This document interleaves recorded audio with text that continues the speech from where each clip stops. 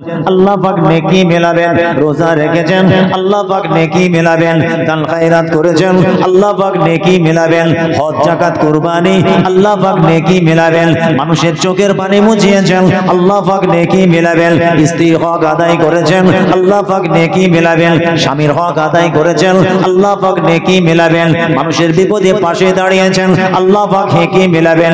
এ মুসলমান, কিরামান কাতিবিন আপনার লিপিবদ্ধ করে নেবে আপনার কতটা নেকি, কিন্তু নেকি রাখার পাত্রটা যদি ছিদ্রযুক্ত হয় কিয়ামত পর্যন্ত মনে রাখবেন ওই পাত্রে কোনো নেকি থাকবে না। যদি নেকি না থাকে কোন চেহারা নিয়ে আল্লাহর দরবারে আপনি হাজিরা দেবেন?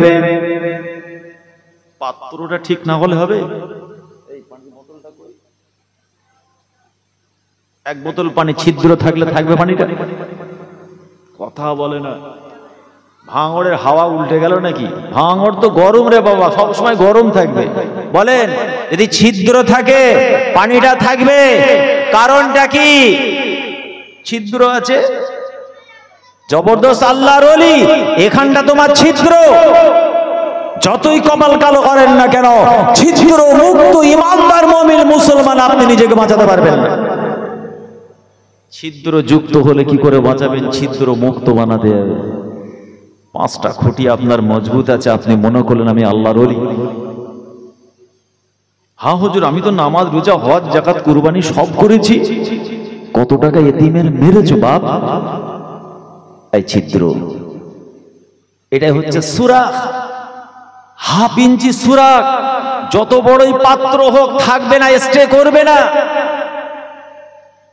কুয়ায় যদি একটা কুকুর পড়ে মারা যায়, কুয়া পাক করার জন্য ইমাম সাহেব, ওলামা, ফাকি তারা ফতোয়া দেবে 80 থেকে 100 বালতি পানি ফেলবেন আর কুকুরটাকে ভিতর থেকে ফেলবেন, কুয়ার পানি পাক। বলুন, 10,000 বালতি পানি ফেলেছে কিন্তু কুকুরটা ভিতরে রয়ে গেছে, পানি পাক হবে? সবাই বলেন কারণটা কি? আগে মরা কুকুর ওটাকে ফেলতে হবে আগে, প্লাস 80 বা 80 প্লাস পানি ফেলবেন, তারপরে শরীয়তের দৃষ্টিতে কুয়ার পানিটা আপনি খেতে পারেন পাক, অন্যথায় পাক হবে না। তাহলে নামাজ পড়ে রোজা রেখে হজ যাকাত তো সবই করেছি, কিন্তু মেশিন তো আমার খারাপ। এখানে তো ছিদ্র, হিংসা, ওয়াহিয়াতি, নোংরামি, ধোকাবাজি, থাপ্পাবাজি, দাঁড়িয়ে পেচ্ছাপ, এতিমেরে নিয়ে নেওয়া, গন্ডাগিরি, মস্তানি, জায়গা দখল, অবিচার, অত্যাচার, ফিতনা, ফাসাদ সব করি। তারপরে নামাজও পড়ি, মনে রাখবেন ওই নামাজ খোদার দরবারে কবুল হবে না। আপনি তো সবই করলেন জুব্বা খুলে, আর জুব্বা পরে একটি যাই তো বেহাজাল ইমাম, ছাল ছাড়িয়ে ফেলবে ফেরেশতা। ভণ্ডমি করার জায়গা খুঁজে পাও না। হ্যাঁ, ইসলামটাকে কি বিমলের প্যাকেট মনে করেছো নাকি? শরিয়তটাকে কি মানিক চান না শান্তি ও অশান্তি? 80 প্লাস বয়স, 80 বছর পার হয়ে গেছে, চাচা লিখতে গেলে হাত কাঁপে, তখনও মিথ্যার পক্ষে সই করছে। প্র্যাকটিক্যালটা বোঝার চেষ্টা করো, আমার প্র্যাকটিক্যাল আলোচনা স্টেজে বেশি থাকে। যখন চাচা সইটা করছে স্বজ্ঞানে স্বইচ্ছায়, চাচার হাতের কলমটা কাঁপছে, তথাপি চাচা সই করছে সত্যের পক্ষে নয়, বিপক্ষে, আর মিথ্যার পক্ষে। তাহলে আমি যে বলি ফেরেশতা 16 mm রড দিয়ে কবরে পিটবে, ভুল বলি না ঠিক বলি? আপনারা বলেন। পাত্র ছিদ্র মুক্ত করি আসুন। এই বেহেশতের বাগানগুলো আমাদের ইমানি পাত্রটাকে ছিদ্র মুক্ত করতে সাহায্য করে। বলুন না সুবহানাল্লাহ। এই জন্যই প্রথমে বলছিলাম না, মাহফিলগুলোর দরকার আছে, দরকার আছে, নাহলে হবে না। আল্লাহ রসুলের সাহাবা হযরত আলী কাররামাল্লাহু ওয়াজহাহু একটা শত্রুর সিনার উপরে বসে পড়েছেন। এবার তলোয়ারটা চালাবেন একটা যুদ্ধের ময়দানে, যখনই তলোয়ারটা চালাবেন রেডি, শত্রু করেছে কি এক গাল থুতু হযরত আলী কাররামাল্লাহু রাসূলুল্লাহ জামাতার মুখে দিয়ে দিয়েছে। যেমনি থুতুটা ফেলে দিয়েছেন, হুজুর কি করলেন? তার সিনা থেকে উঠে চলে যাচ্ছে, আর তলোয়ারটা চালালেন না, মারছেন না। বলছে, ও আলী, ভয় খেয়ে গেলে চলে যাচ্ছ, আমাকে তলোয়ার চালাও, আমাকে যে তুমি হত্যা করবে, তা চলে যাচ্ছ কেন? মারো, ভয় খেয়ে গেছো না? হযরত আলী কাররামাল্লাহু ওয়াজহু যে জবাবটা দিয়েছিলেন, জবাবটা কানে নয় এখানে জায়গা দেবেন। আল্লাহ রাসূলের জামাতা ইমাম হাসান হোসাইনের কলিজার টুকরা মা ফাতেমার লাল কি বলেছিলেন? এই শত্রু শোনেরা, আমার রাসূলের এই শিক্ষা আমার কাছে আসেনি, আল্লাহর এই শিক্ষা নয় কোন মানুষের প্রতি অত্যাচার অবিচার করব, না না না না, ইসলাম দিন শরিয়ত আমাকে শিক্ষা দেয়নি। তুমি অন্যায় করেছো, অত্যাচার করেছো, ইসলাম ধর্ম কবুল করনি, মুসলমানদের বিরুদ্ধে অবিচার করেছো, অত্যাচার করেছো, আমার আল্লাহর সঙ্গে শিরক বেদাতে লিপ্ত হয়েছো, ইসলামের সত্যতা করেছো, তোমার জন্য আমার পক্ষে লড়াই হয়েছে, সবে ঠিক আছে, কিন্তু যখন আমি তলোয়ার চালাতে গেলাম তুমি একগাল থুতু আমার মুখে দিলে, এবার যদি আমি আলী তলোয়ারটা তোমার উপরে চালিয়ে দিই, এই তলোয়ার চালানোটা আল্লাহ আল্লাহ রাসূলের জন্য হবে না, বিশ্বে ইসলামকে এস্টাবলিশ করার জন্য হবে না, বিশ্বে মক্কা মদিনার জমিন থেকে ইসলামের আলো যে উঠেছিল নাহাকের পক্ষ নিয়ে তলোয়ার চালিয়ে হয়নি, ইসলাম বিশ্বে ছড়িয়েছে বোমাবাজি করে নয়, গুন্ডাগিরি করে নয়, মানুষের প্রতি অবিচার করে নয়, মানুষের জামার কলার ধরে নয়, না না না, ইসলাম বিশ্বে ছড়িয়েছিল আমার রাসূলের দয়া মায়া মমতা ভালোবাসা নীতি আদর্শ, এর মধ্য দিয়ে আল্লাহ পাক তার ইসলামকে বিশ্বে ছড়িয়েছেন।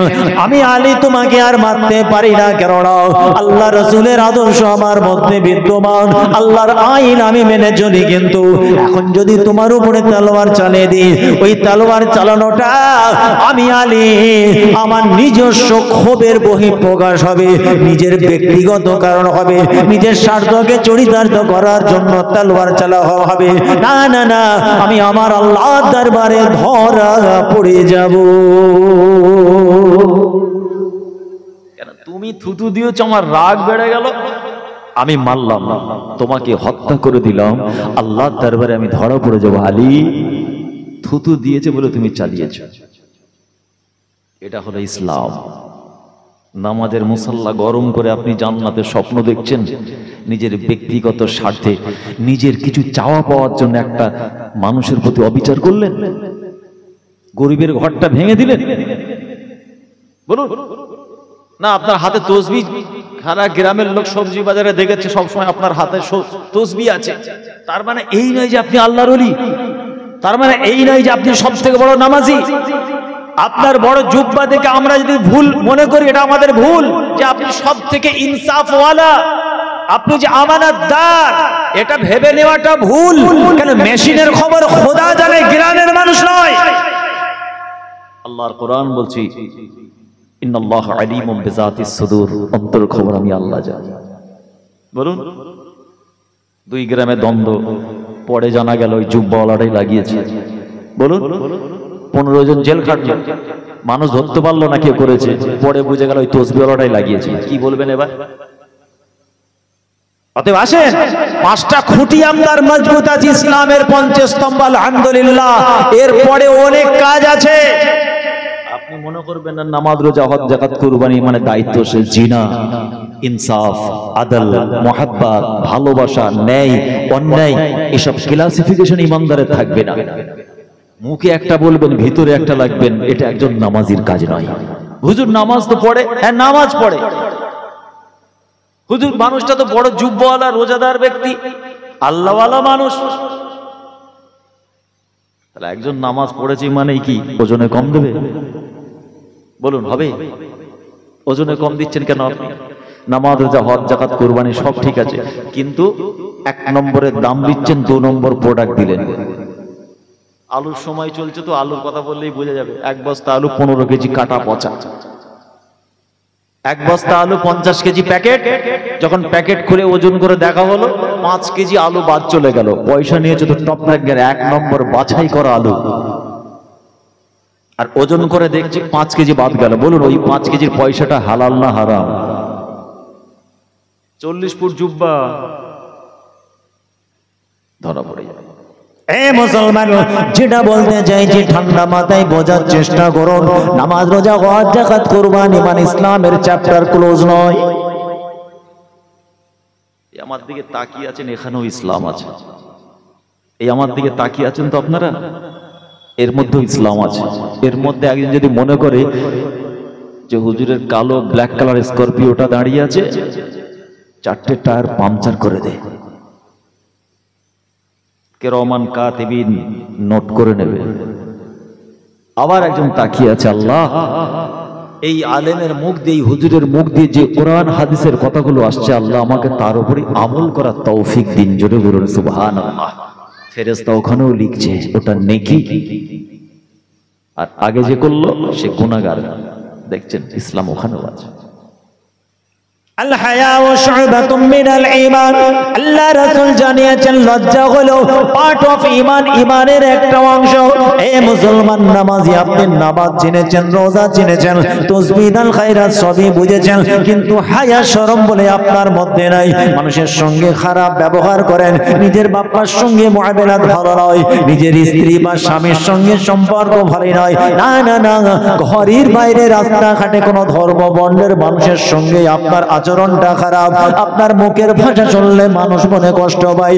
আপনি নাহাক করে কোনো মানুষের উপরে অবিচার করেন, সেটা হিন্দু, জৈন, খ্রিস্টান, আদিবাসী, মাতোয়া যেই হোক না কেন। না না না, আল্লাহ রাসূল পাক জুবানে 1500 বছর আগে জানিয়েছেন, আমলিক আলাইকা লিসানিকা ফাহুয়া নাজা। আমি মুহাম্মদুর রাসূলুল্লাহ বলছি, তোমরা তোমাদের জুবানে তালা চাবি দাও, জুবানের অপব্যবহার কন্ট্রোল করো। আমি রাসূলুল্লাহ বলছি, আল্লাহ দরবারে নাজাত হয়ে যাবে। وفي حديث أخرى المسلم من سلم المسلمون من لسانه ويده। আমি আব্দুল্লাহর বেটা নবী মুহাম্মদ জানিয়ে দিলাম, তোমাদের হাতের দ্বারা, মুখের ভাষায় যদি কোনো মানুষের মনে কষ্ট হয়, দুঃখ পায়, মানুষ যদি মার খায়, আমি রাসূলুল্লাহ বলছি এখনো পাক্কা ইমানদার মুমিন মুসলমান নয়। 1000 করে 2000 তসবিহ দানা পকেটে করে নিয়ে ঘুরছে। এই পকেটে 1000 দানা তসবিহ, আর এই পকেটে 1000 দানা তসবিহ। তাহলে কত আল্লাহ আল্লাহ মানুষ। আর গিয়েই বলছে, আল্লাহর কসম বলছে আমি 10 টাকা দিয়ে কিনে আনলাম পাশের দোকান থেকে। একদম টাটকা মিথ্যা কথা বলছে।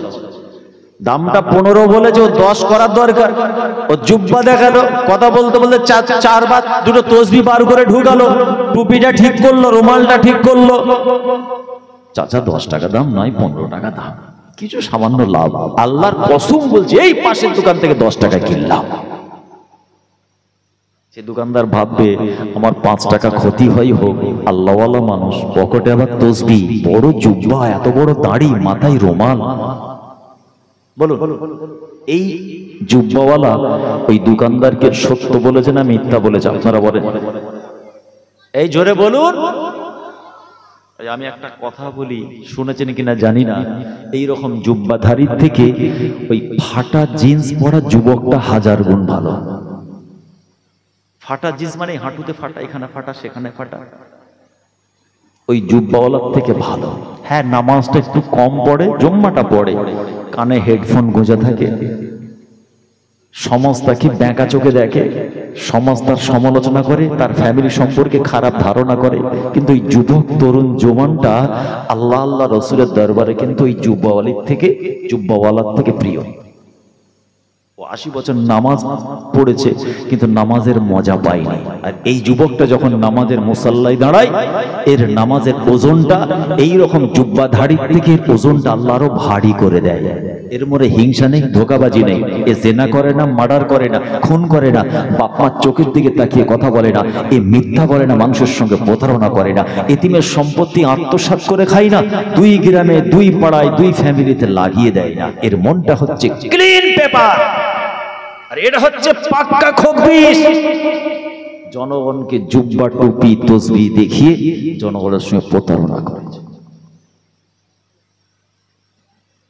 একজন নামাজের মুখ দিয়ে খারাপ ভাষা বার হবে? বলুন, বলে হুজুর নামাজের সঙ্গে মুখ খারাপ করার কি সম্পর্ক? সব সম্পর্ক। এই যে আওয়াজটা হচ্ছে, এটার সঙ্গে শুধু কি আমার এর সঙ্গে সম্পর্ক না, অনেক তারের ব্যাপার আছে।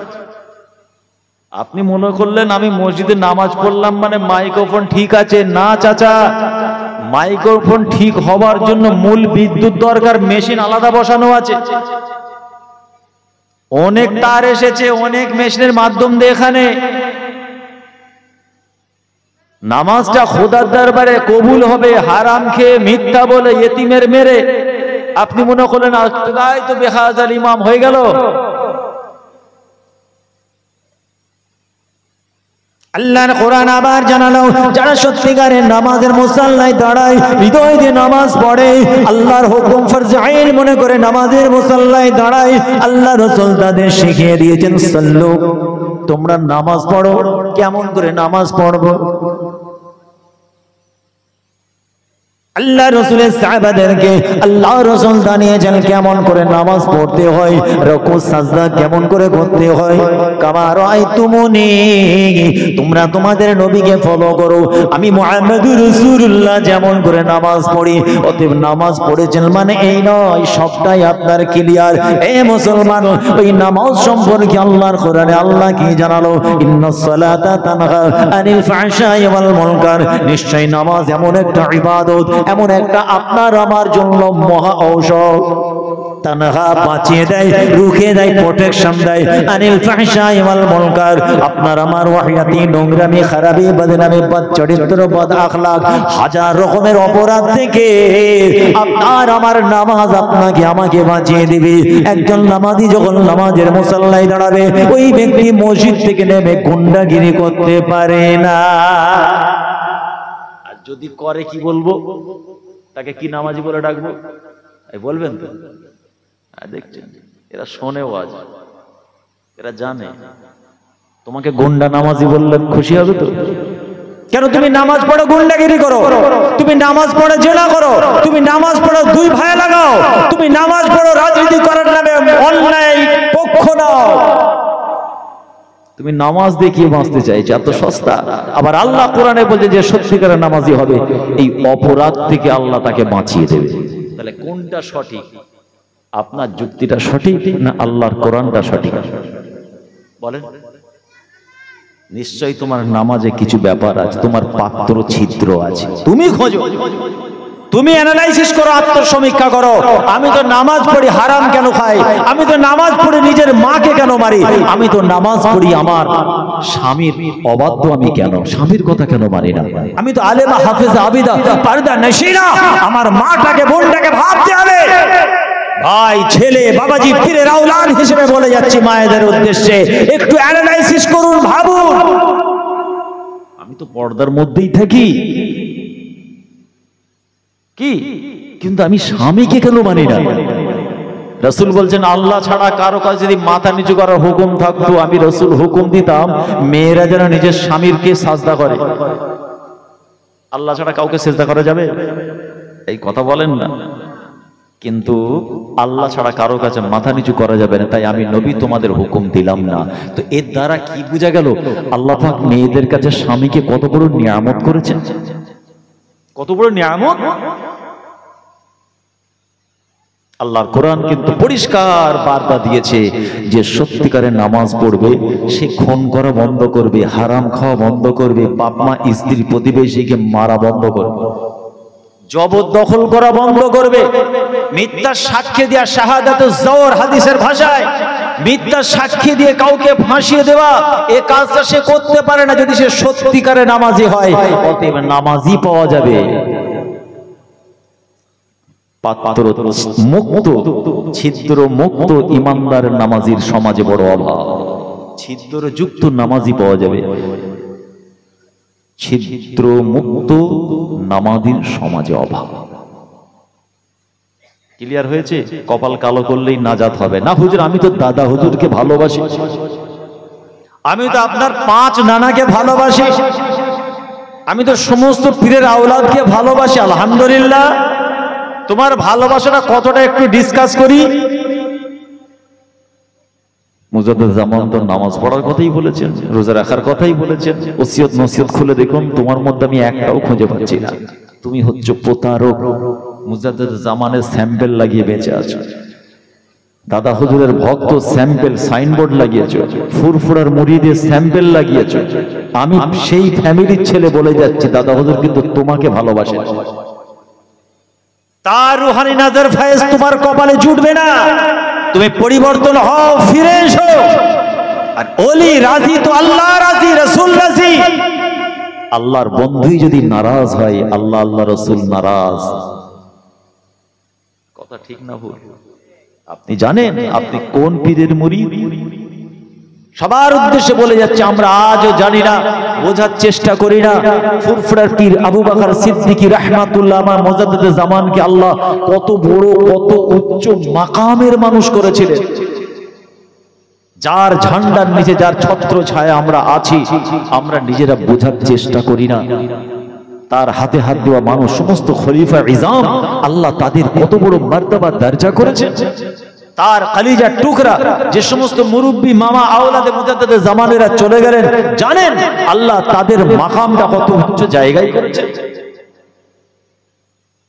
আমরা জানি না তো, যার জন্যই ফুরফুরা শরীফ জিন্দাবাদ বলি। আমার সুদের পয়সা হারামটাও খাই, মানুষের গিবতও করি, এতিমের সম্পত্তিও মারি, দিনে বা রাতের অন্ধকারে মানুষের উপরে তালোয়ারও চালিয়ে দিই, কিন্তু দাদা হুজুরকে ভালোবাসি। এটা হচ্ছে প্রতারণা। আল্লাহ রাসূলের সাহাবা জালিলুল কদ সাহাবা দিওয়ানা পরওয়ানা মানুষটা বিবাহের পরে প্রথম রাত্রিটা বাসর ঘরের মধ্যে আছেন, রাতটা কিন্তু শেষ হয়নি। হঠাৎ দরওয়াজার বাইরে কে যেন আওয়াজ দেয়, ভাই আমার আর দেরি করা যাবে না। আল্লাহ রাসূল খবর দিয়েছে আপনি ঘরের ভিতর থেকে বার হন। আল্লাহর কোরআন নাযিল হয়ে গেছে, যুদ্ধের ময়দানে যেতে হয়। আল্লাহ পাক সুসংবাদ দিয়েছেন, যারা আমার রাসূলের সঙ্গে যুদ্ধের ময়দানে গিয়ে যুদ্ধ করে শহীদ হয়ে যাবে, ফিস সামাওয়াতি ওয়াল আরদ, আসমান এবং জমিনের মধ্যবর্তী যত বড় জায়গা আছে, এত বড় জান্নাত আল্লাহ তাদের নসিবে করে দেবেন। আল্লাহ রাসূল সাহাবাদের ঘোষণা দিলেন, তোমরা তাড়াতাড়ি নাম লিপিবদ্ধ করো, তোমাদের নবীর সঙ্গে যুদ্ধের ময়দানে যেতে হয়। আল্লাহ রাসূলের সাহাবা বাসর ঘরের মধ্যে আছেন, রাত কিন্তু কমপ্লিট হয়নি। বাসর ঘর বড় মূল্যবান রাত, বড় মুতাবাররাক রাত, বড় নিয়ামতপূর্ণ রাত। ইমানদার মুমিন মুসলমান, আপনার আমার বাড়ির ছেলে মেয়েদের জন্য বিবাহের প্রথম রাত্রিটাও আল্লাহ পাক কত বড় নিয়ামতপূর্ণ রাত করেছেন। সেই বাসর ঘরের মধ্যে আল্লাহ রাসূলের একজন দিওয়ানা, আমার নবীর পাগল একজন সাহাবী বাসর ঘরের মধ্যে আছেন। রাত কিন্তু তখনও কমপ্লিট শেষ হয়নি। বাইরে থেকে সাহাবারা আওয়াজ দিয়েছিল, ভাইরে আল্লাহ রাসূল আওয়াজ দিয়েছেন, তাড়াতাড়ি চলুন, আর ভিতরে বেশিক্ষণ থাকা যাবে না। প্রথম রাত জীবনের স্বামী স্ত্রী একত্রিত শরীয়ত সম্মত ইজাব কবুলের মাধ্যমে বিবাহ বন্ধনে, অটুট বন্ধনের প্রথম রাত বাসর রাত। রাতটা শেষ হয়নি, সাহাবী ডাকছে, তাড়াতাড়ি আসুন। কে সাহাবীটা? নাম হলো হযরত হানজালা রাদিয়াল্লাহু তাআলা আনহু। আওয়াজ পাওয়ার সঙ্গে সঙ্গে নিজের স্ত্রীকে ঘরের মধ্যে ফেলে দৌড়ে দরওয়াজা খুলে দিয়ে বলছেন, লাব্বাইক ইয়া রাসূলুল্লাহ, আয় আমার হাবিব, আমার রাসূল, আমি তৈরি আছি, তৈরি আছি। ভাই আমার চলুন, কি খবর? রাসূলুল্লাহ যখন ডেকেছেন, না আর একটা মুহূর্ত দেরি করা যাবে না। ইনারা হচ্ছেন প্রকৃত নামাজি। নাউজুবিল্লাহ, আমি তুলনা করছি না। ইনারা হচ্ছেন প্রকৃত রোজাদার, যারা নবীর হাতে হাত দিয়েছেন। নায়েবে নবী ওয়ারাসাতুল আম্বিয়া, ওলিয়া উলিয়া গাউস কুতুব আব্দাল, ইনারা হলেন সেই রকম নামাজি। ইনারা চোখ আপনার কপাল কালো করে দোকানদারকে দেখায়নি, পয়সাটা একটু কম নিও, নামাজ পড়ে কপাল কালো হয়ে গেছে। এটা হচ্ছে অহংকার, রিয়া, তাকাব্বুরি। কোরআন বলছে, ওমাকার ওমাকার আল্লাহ, আল্লাহু খায়রুল মাকিরিন, ইন্নাল্লাহা লা ইউহিব্বু কুল্লা মুখতালিন ফাকুর। তুমি হুজুরের ছেলে বলে মুরিদের গলায় পা তুলে দেবে নাকি? বলেন না, আপনি তো ছোট হুজুরের নাতি, ঠিক আছে, আমি তোমার গলায় পা দিয়ে দিই, সৈয়দ খানদান, পারবো? ইসলাম অ্যাপ্রুভ করবে এটা? বলেন না, আমি ইমাম সাহেব গলায় পা দিয়ে দিই, 600 লোক আমাকে ইক্তেদা করে নামাজ পড়া, আমি তো ইমাম, নাহাক করে তোমার গলায় পা দিয়ে দেবো, ছাল ছাড়িয়ে ফেলবে ফেরেশতা। ইসলাম কারো কথা শুনবে না, শরিয়তের বিধান কারো মুখ চেয়ে কথা বলে না। ট্রেন যখন যায় 170, 200, 500 স্পিডে, গরু ছাগল ভেড়া মানুষ যাই পড়ুক কেটে বেরিয়ে যাবে। এটাই হলো ইসলাম। ইসলাম কারো মুখের দিকে তাকিয়ে চলে না। তুমি হারাম খেয়েছো, ফেরেশতা পিটবে, পরিষ্কার হিসাব। আর মাফ করতে গেলে কি করতে হবে? সেই রাস্তায় এসো, আল্লাহ মাফ করবে। তওবা করো, সারেন্ডার হও খোদার কাছে। নীরবে নির্জনে রাতের অন্ধকারে কপাল ঠুকে বলো, আল্লাহ ভুল করেছে। ইয়া আইয়ুহাল্লাযিনা আমানু তুবু ইলাল্লাহি তাওবাতান নাসুহা। এইভাবে তওবা করো। কোরআনে আল্লাহ যেমন বলেছে, তবে তোমার রেহাই। তুমি আফতাব ছোট হুজুরের নাতি হও, দাদা হুজুরের খানদান হও, সৈয়দ সাহেব হুজুরের দরবারের ছেলে হও, কোন পীর সাহেব পীরজাদার ভাগনা নাতি যেই হও, তুমি ট্রেনের তলায় পড়ে গেছো, কোন শক্তি রুখবে না। ও রাস্তা হচ্ছে খোদার রাস্তা, শরিয়তের রাস্তা, ইসলামের রাস্তা, কোরআনের রাস্তা। ওখানে কোনো কম্প্রোমাইজ চলবে না। এই জন্যই তো আল্লাহ বলেছেন কোরআনে, লিমা তাকুলুনা মা লা তাফআলুন। রমজান সম্পর্কে বান্দা তুই 2 ঘন্টা বক্তব্য রাখলি আর দরজা খিল লাগিয়ে চিকেন পাকোড়া খেলি। এই কথা কি আমি ভুল বলছি নাকি? কঠিন ঠান্ডা, কঠিন গরমের ওয়াজ হয়ে যাচ্ছে না? বলে রাসূলুল্লাহ সাহাবা প্রথম রাত্রি আরামের বিছানা, জিন্দেগির ফার্স্ট নাইট, প্রথম রাত স্ত্রীকে টান মেরে ফেলে দিলেন ডাস্টবিনে। মানে স্ত্রীর কথা ভুলে গেলেন, দুনিয়াদারি ভুলে গেলেন, আরাম আয়েশ আরাম সব ভুলে গেলেন, দরজা খুলে বেরিয়ে যাচ্ছেন। সুবহানাল্লাহ বললেন না? পেছন থেকে আওয়াজ দিয়ে ডাকে, কে? আল্লাহ রাসূলের সাহাবা হযরত হামজার স্ত্রী পেছন থেকে আওয়াজ দিচ্ছেন, ও আমার আদরের স্বামী, একটু দাঁড়িয়ে যা। সাহাবীদের ঈমানের ওজন যদি এমন হয়, তাদের স্ত্রীদের ঈমানের ওজন কেমন? আমার মা বোনেরা তো একবার কিতাবগুলো খুললো না, এজন্য দায়ী তো আপনারা। ফুরফুরাই গেলেন দাদা হুজুর ইসালে সওয়াব, 21, 22, 23 ফাল্গুন, 15 কেজি হালুয়া, 15 কেজি মিঠাই, বোরখা। এরা করছেন নাকি? ভাঙড় এলাকায় বলে স্টেট কার্ড বলছি, কষ্ট পাচ্ছেন নাকি? ছেলের মতো সব ভালোবাসেন, কষ্ট পাবেন আমি জানি। হালুয়া মিঠাই কিনে আনলেন তো যেন মনে হচ্ছে জীবনের হালুয়া রুটি খেতে পাবেন। ওই পয়সায় সাহাবাদের জীবনী কিনে আনতে পারতেন, আম্মা জানদের জীবনী কিনতে পারতেন, নামাজের মুসাল্লা আনতে পারতেন, বাচ্চাগুলোর মাথার টুপি আনতে পারতেন, আমার ছোট ছোট বোনগুলোর জন্য দোপাট্টা আনতে পারতেন। আল্লামা রুহুল আমিন সাহেব হুজুরের লেখা, মুফতি আজমের লেখা নামাজ শিক্ষা এনে দিতে পারতেন। ছোট ভাই বোনগুলো ওযুর নিয়তটা শিখতো, পর্দার চ্যাপ্টারটা পড়ে আমার ছোট ছোট বোনগুলো পর্দা কি জিনিস জানতো। আপনার স্ত্রী আপনাকে ভালোবাসতে হয় কেমন সেটা শিখতো। হালুয়া মিঠাই 40 বছর খাইয়েছেন, উলঙ্গ হয়ে ঘুরছে ভাঙড়ে। এরা শরিয়তকে পুরো আগুন লাগিয়ে ঘরে, শরীর অনাবৃত করে, অর্ধ উলঙ্গ হয়ে, শরীরের মূল্যবান হেফাজতের করার জায়গা অঙ্গ প্রত্যঙ্গ গুলো রাস্তাঘাটে বিক্রি করে বেড়াচ্ছে। আর আপনি এসে বলছেন ফুরফা শরীফ জিন্দাবাদ, তসবিহ পড়ছেন আপনি। এই শিক্ষা পাবে কোথা থেকে আমার মায়েরা বোনেরা? আপনারাই তো কিতাবগুলো এনে দেবেন, না না আলেম ওলামা পীর সাহেব পীরজাদা তাদের পর্দার সম্পর্কে আলোচনা লেকচার গুলো শোনান, যে তোমরা এগুলো শোনো। বলুন আমরাই তো তাদের দিতে পারিনি কিতাব। হিজাব বা পর্দার কি আহমিয়ত ইসলামে ফরজ করা হয়েছে, নামাজ যেমন ফরজ, মেয়েদের পর্দা করাও ফরজ, এই ফরজ সম্পর্কে বললেন না। পেছন থেকে